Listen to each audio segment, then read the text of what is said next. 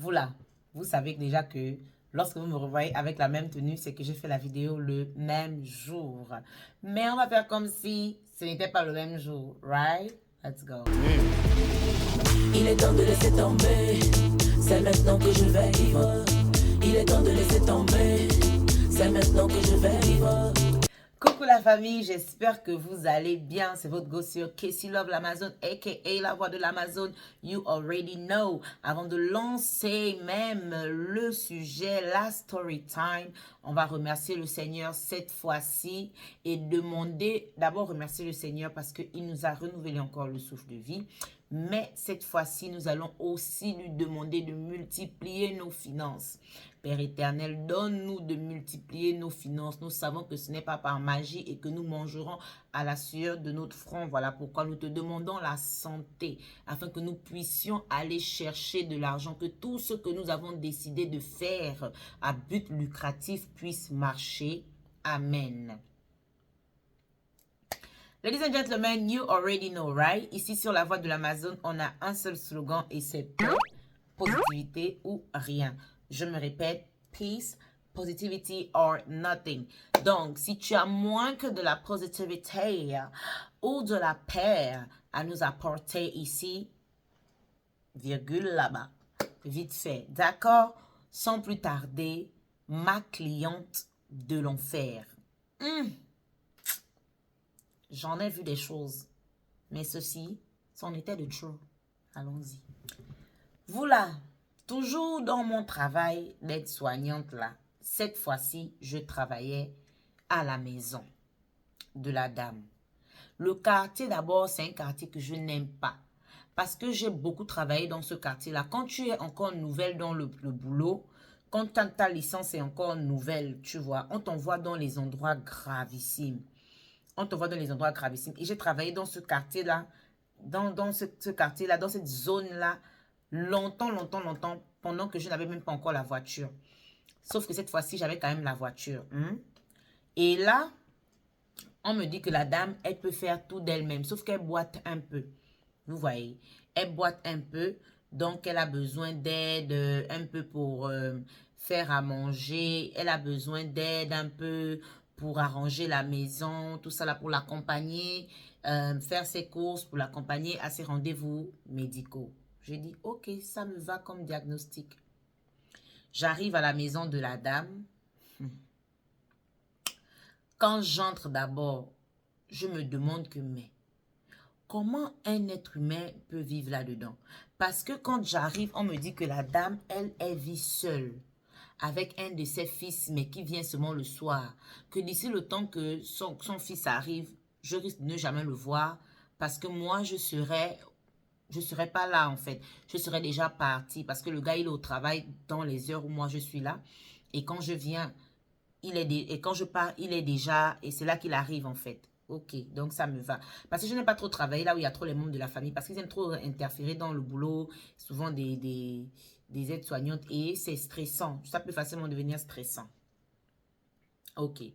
Donc, le premier jour, j'arrive. La maison même, vous savez, aux États-Unis, les maisons ont beaucoup le carpet, donc le tapis. Les maisons, le tapis est collé au sol en fait. Mon Dieu, le tapis là est d'abord noir, mais sale, mais d'une saleté, mais pas possible. Le canapé même est noir. Vous voyez un peu, genre, les choses qu'on jette, quoi. Limite, c'est ça. La maison est remplie des choses que je ne comprends pas. Il faut savoir que c'est une maison en étage. Je ne suis pas encore entrée. Aïe, Seigneur, ça me fait penser encore à une autre cliente. Donc, je n'ai vécu les choses.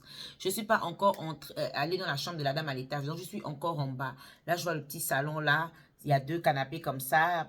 Télé là-bas. Bon, c'est l'espace public. Je n'ai pas grand-chose à faire là parce qu'elle ne vit pas seule. Maintenant, la salle à manger, mais remplie. Tout est étouffé. Je regarde la cuisine serrée, mais elle a plein de choses.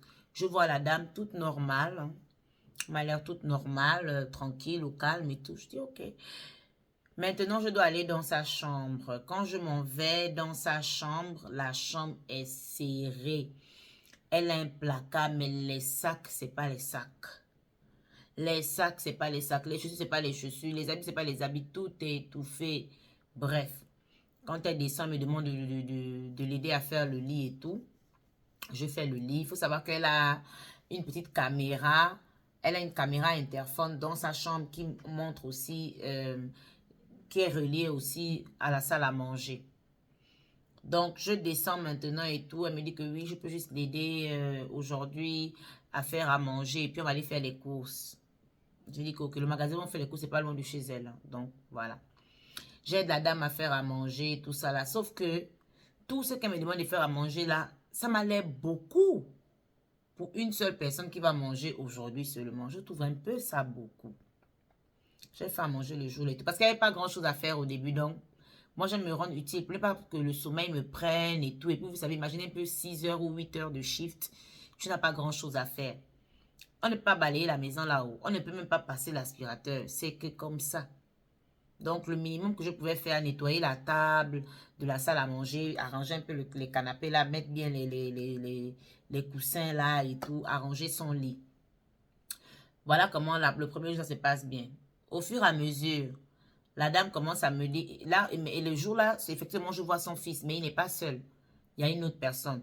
On est allé faire les courses et tout, on est revenu. Il y a encore genre, j'ai peut-être vu 2 fils. Là, elle m'a dit, oh, c'est mon fils, machin, il n'habite pas ici. Il vient de temps en temps et tout, et tout, et tout, truc. Ok.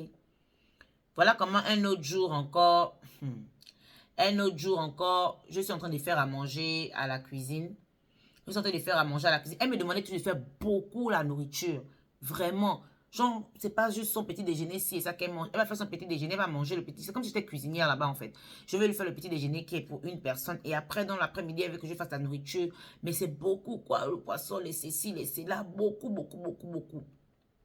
Et on met dans les grosses boîtes, ça va au frigo. Mais pourquoi demain encore, je dois encore préparer beaucoup?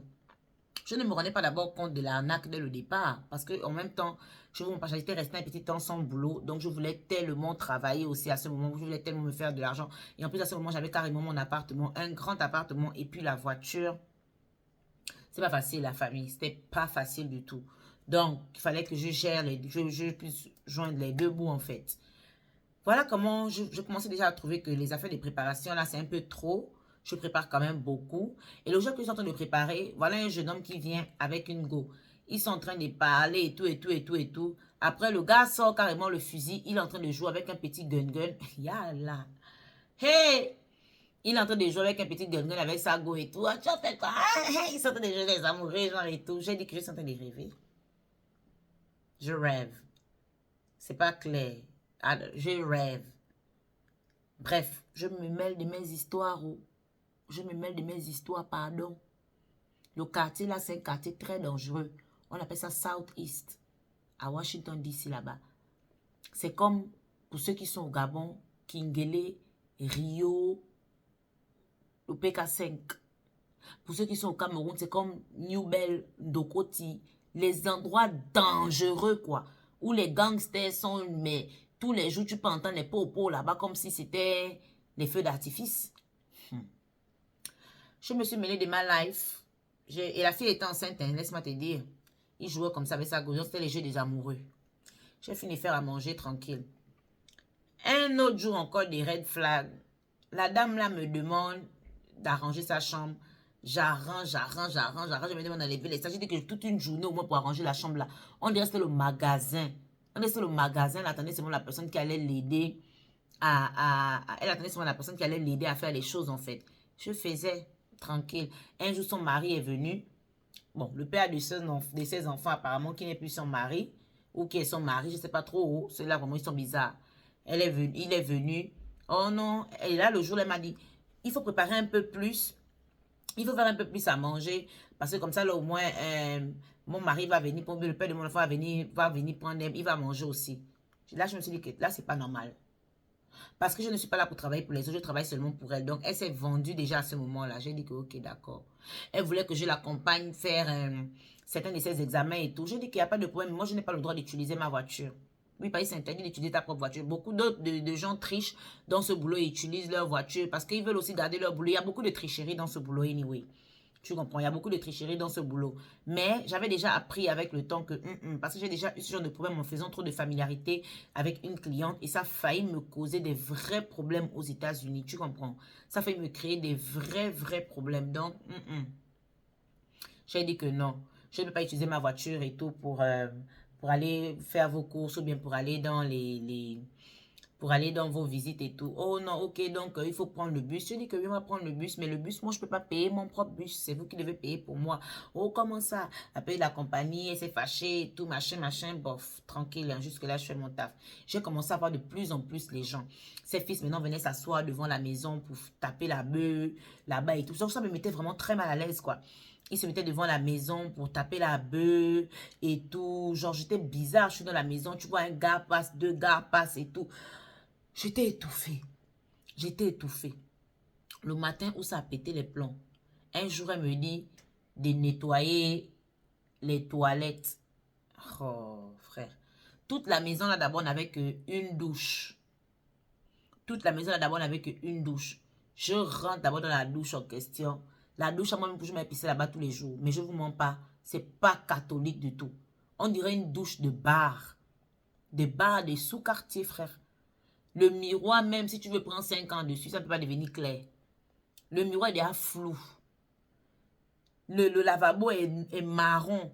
Les toilettes, c'est crasseux de partout. Et le jour où elle me demande, et ses enfants, tout le monde se lave dans la douche. Donc, ce n'est pas les enfants que moi, je dois travailler dessus parce que ce n'est pas elle seule qui utilise, en fait. Ce n'est pas sa douche privée. Il y a au moins 3-4 personnes qui se lavent là-bas. Je les ai vues. Tu vois un peu. Donc, elle me demande le jour de nettoyer la douche. Je dis que, ah, excusez-moi, madame, mais je ne pourrais pas nettoyer votre douche. Vous devez faire ça vous-même ou bien demander à quelqu'un d'autre de le faire. Mais moi, personnellement, je n'ai pas le droit parce que c'est une douche que tout le monde utilise. Oh non, comment ça? Je vais appeler ta compagnie. Je vais appeler ta compagnie parce que tu dois t'occuper de la douche aussi, non? Je dis que c'est pas que je ne dois pas m'occuper de la douche, mais si c'est seulement vous qui utilisez, oui, je peux m'occuper. Sauf que là, en fait, je ne peux pas entendre le jour là. T'es moi les chiottes un peu de partout. T'es moi les chiottes un peu de partout. Elle a mis la brosse, les machins. Qui? Non, madame. J'ai dit que je ne nettoie pas. Elle a pété les câbles le jour là. Je crois que elle a appelé ma compagnie ou quoi parce qu'elle insistait d'abord et tout, et tout, et tout, et tout. J'ai dit que non, je ne peux pas faire ça. Moi, je suis sortie, j'ai appelé mon manager. J'ai dit que excusez-moi, manager, mais là, la dame est en train de me demander de nettoyer sa douche. Chose que je n'ai aucun problème avec. Mais la douche en question, vous m'avez dit quand je suis venue travailler ici, qu'il n'y a pas plusieurs personnes qui viennent là-bas. Il n'y a pas plusieurs personnes qui viennent là-bas. Mais déjà, de un, il y a plusieurs personnes que je vois là-bas et tout. Oh non, you don't talk about my son. Donc, elle parlait, je sais pas, peut-être elle m'écoutait. Quand j'ai parlé de ses enfants et tout, et tout, et tout. En temps, j'ai eu peur. Parce que les enfants, le jour là, la veille du jour là, regardent le sac de chanvre que le gars là a apporté là-bas à la maison, qu'il était en train de... J'ai compris que c'était pas seulement un consommateur, c'était aussi un vendeur. Okay. J'ai compris que c'était aussi un vendeur. Oh non, tu ne parles pas de mes enfants et tout. Je te demande de nettoyer, tu dis que tu ne nettoies pas et tout. Tout ça là, est-ce que ce n'est pas normal? Je dis là, ma manager m'a dit que non, je n'ai pas le droit. J'ai dit que je ne sais pas si je vais rester jusqu'à la fin du shift. Hein, parce que la lutte qu'ils sont en train de prendre là, moi je ne vous mens pas, j'ai peur, je me sens effrayée et tout, et tout, et tout. Donc comme la femme était déjà un peu fâchée contre moi, elle-même après... Elle m'a demandé de partir. J'étais contente. J'ai appelé la compagnie que la dame me demande de partir. Elle m'a dit que ok. Si c'est elle qui vous demande de partir, pars. J'ai dit yes. C'est comme ça que je suis partie. Il faut savoir que beaucoup de Noirs américains ici n'ont pas forcément de problème plus que ça. Mais ils appliquent pour des aides sociales en fait. Pour qu'on puisse les aider. Et lorsqu'ils tombent sur des Africaines comme nous, ils abusent parce que les Américaines, les Nord-Américaines elles-mêmes ne font pas trop ce boulot. Et celles qui en font, on ne les monte pas les dents. Ah non, non, non, non, non, non, non. Elles-mêmes ne montent pas d'abord leurs dents. Non, elles ne montent pas les dents. Elles sont carrées en fait. Et vous savez que nous, malheureusement, nous les Africaines, on a beaucoup de respect pour les gens malades, les personnes âgées. Et comme ça, c'est un peu notre éducation. Et ils abusent de nous. Donc, elle, en gros, je pense qu'elle n'avait pas plus de problème que ça. C'est vrai qu'elle boitait un peu, mais pas plus que ça. Elle pouvait marcher pendant longtemps. Elle marchait pendant longtemps avec ses enfants gangsters qui venaient à la maison. Là, elle préparait, elle se mettait debout, elle préparait. Elle se faisait bien belle et tout, chic, chic, chic, perruque et tout. Son gars qui venait à la voir, tout ça là. Donc moi, j'ai compris que c'était juste parce qu'elle avait besoin de quelqu'un qu'elle devait utiliser en fait, qui devait faire tout le taf pour elle. Sauf que moi, non, j'ai pas accepté en fait. Je n'ai pas accepté qu'elle m'utilise comme ça. Et ça créait un problème. C'est comme ça que je suis partie. J'avais peur. Surtout quand elle a dit carrément qu'on don't talk about my sons. que ne parle pas de mes enfants. Tu accuses mes enfants, que mes enfants sont ici. J'ai dit que qui? Les gangsters que moi je vois qui s'asseyent dehors tous les jours pour fumer là. Celui qui est venu de la maison là, avec le gros sac des bœufs là. Celui qui jouait avec le toto, avec sa go là. Pardon. Ah non, non, non, non, non, non, non, non, je ne suis pas du quartier. Comme je suis partie le jour là, jusqu'à aujourd'hui, jamais elle ne m'a vu, jamais elle ne me verra pas. Je ne suis plus jamais restée là-bas. Mon Dieu, comment j'étais traumatisée. Et c'est pour ça que j'ai encore perdu un autre boulot. Ce travail, c'est le cardio. Voilà, ladies and gentlemen, c'est la fin de cette vidéo. Et rassurez-vous, j'ai encore d'autres histoires comme ça. Si vous aimez la vidéo, s'il vous plaît, commentez. C'est important de commenter. Mettez des cœurs, mettez des fleurs. Mettez-moi vos avis sur la vidéo. Chattez avec moi, faites-moi des remarques ou bien proposez-moi des sujets ou bien proposez-moi des trucs. On grandit ensemble, la famille, et j'ai besoin de vous, de votre soutien. Déjà, merci d'être resté jusqu'à la fin et prouve-moi que tu es resté jusqu'à la fin. Mets-moi un petit cœur en bas que je vienne liker ton commentaire, s'il te plaît. N'hésite pas à t'abonner. N'hésite pas à liker la vidéo et n'hésite surtout pas à la partager. Vous le savez déjà. Très important. Buvez de l'eau en fait.